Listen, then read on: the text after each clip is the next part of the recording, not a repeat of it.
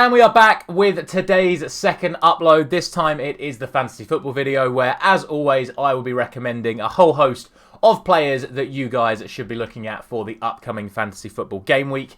What I would say at the top of this video is that if you're like me and you have a team that is missing a fair few players this weekend due to the two FA Cup games, I would thoroughly recommend doing absolutely nothing with your team this week and saving that transfer so you have 2 free transfers going into all of the double game weeks that we have coming up.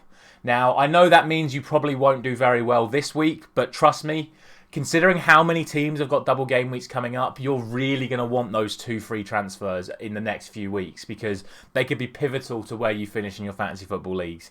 In my opinion, unless you're one of those people that's still in any of like the high-end fantasy football cups with big prizes on the line, I don't think you should be making any changes going into this game week, personally. But I know most of you still will, and you'll want to know my thoughts on who you should be picking. So, as always, we will be doing that in today's video. And before we do that, we will round up all of last week's winners to see who beat me in game week 31. A quick reminder, as always, to like the video if you enjoy this series and subscribe to the channel if you are new around here.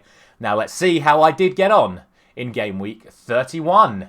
And you'll see that we were able to pick up 80 points, which is a very good score, in my opinion. Good enough for the top 350,000 once again. But as always, it was not without some disappointments. Pedro Porro only getting 1 point at home to Bournemouth. Michael Keane only getting 1 point, along with Jordan Pickford as my other goalkeeper, only scoring poorly in a home game.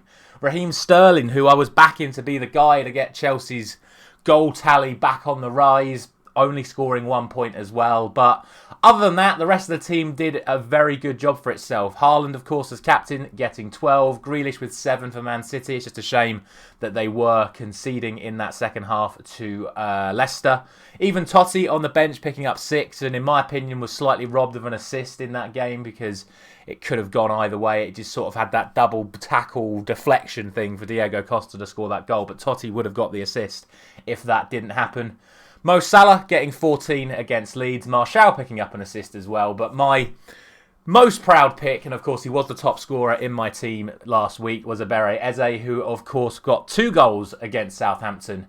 And, you know, I said going into that game you could have picked a whole host of Crystal Palace players, but he was the one I was banking to do the damage.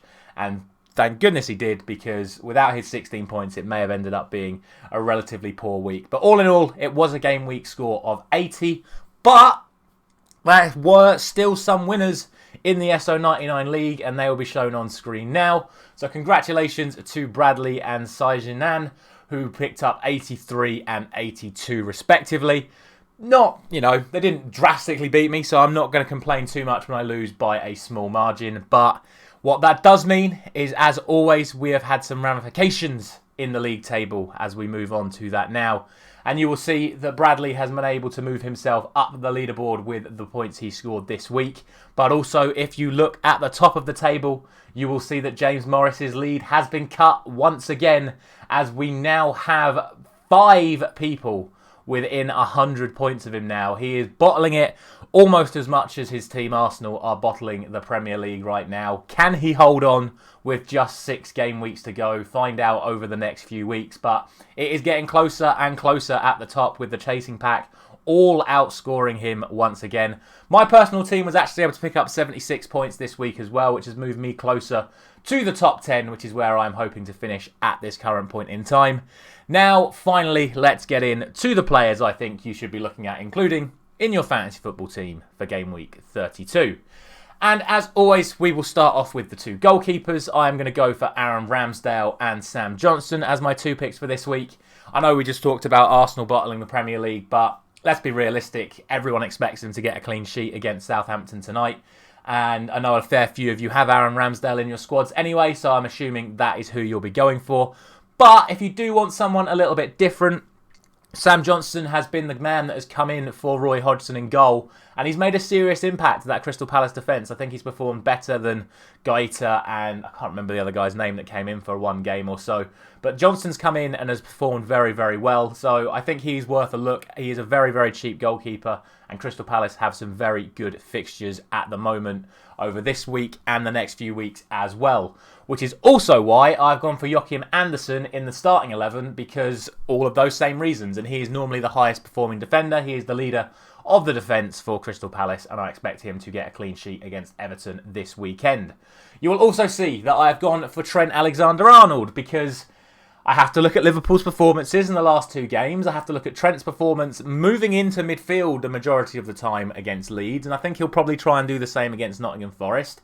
Picked up 2 assists last time out. I think Liverpool have a good chance of getting the clean sheet, and he's always good for some goals or assists. So if you're sitting on a few, I was going to say coins, I've been playing too much FIFA. If you're sitting on a few million right now in your bank, I would think Trent is probably worth another look right now. Liverpool have some very nice fixtures coming up, and I think he is possibly on this sort of journey of making that move towards a midfielder, with Liverpool eyeing up some right backs in the summer. So keep an eye on Trent. I think he's one worth a look.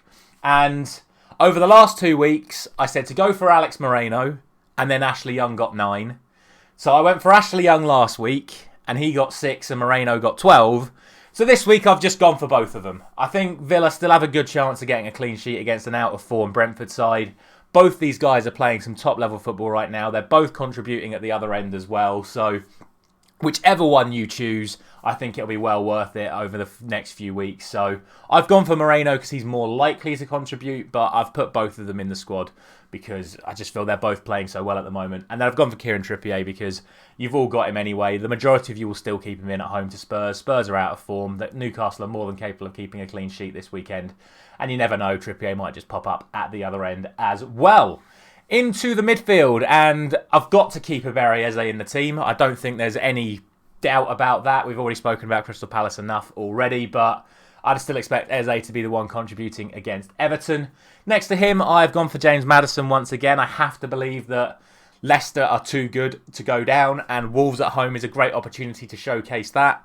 Maddison will inevitably be involved if Leicester do get the result, so that is why I've gone for him. In terms of Arsenal attackers, I've gone for Martinelli as my midfield attacker. You could always go for Saka or Odegaard, but right now Martinelli is the one in the most form, so that is why I've gone for him, and he is still $1.5 million cheaper than Bukayo Saka. So we'll see who gets the most points tonight. And rounding off the midfield, I've of course gone for Mohamed Salah. I've made him the captain purely because he's always the most likely to do something for Liverpool, and we'll get on to my other Liverpool player shortly. But it was a real tough choice to go for with captain this week, but I just feel that Mo Salah at home to Nottingham Forest is probably the safest bet. My final midfielder on the bench is Willian. He has been performing very, very well for Fulham this season, and they played very well. He was heavily involved last time out, and at home to Leeds, a side that are really all over the place at the moment, I think someone of Willian's qualities are going to shine through. So if you want a cheap option for this week, my suggestion would be Willian. And finally, the front three. Don't need to say too much about 2 of them. Of course, Ollie Watkins on the run of his life right now. He scored in his last 6 away games. He'll be looking to make it 7 against Brentford, his former club, this weekend. And if you haven't got him already, what have you been doing? Get Ollie Watkins in your teams. Gabriel Jesus is the other one I don't feel like I really need to talk about. He's gone straight back into that Arsenal team and has been doing fantastically from the moment he stepped back onto the pitch. He's on a good run of form. You'd expect that to continue against Southampton. My rogue pick for forward is Diogo Jota, who of course hadn't scored in over a calendar year for Liverpool going into the Leeds game. But normally when Jota does go on a little bit of a break from scoring, once he gets that first one, he then tends to go on a little run of then scoring goals every game for about 4 or 5 games. So I think, again, at home to Nottingham Forest, Diogo Jota is a very good pick for this week. And he is going to round off this week's team. All that is left to say is that if you think your team is capable of beating the team that I have assembled today, let me know by joining the Esso 99 League. I have not changed that to say best of Game Week 32 team, but whatever. Join with the league code on screen, and any winners will be shouted out like you saw in today's video. Thank you very much for watching. I'll be back tomorrow morning with my FA Cup predictions.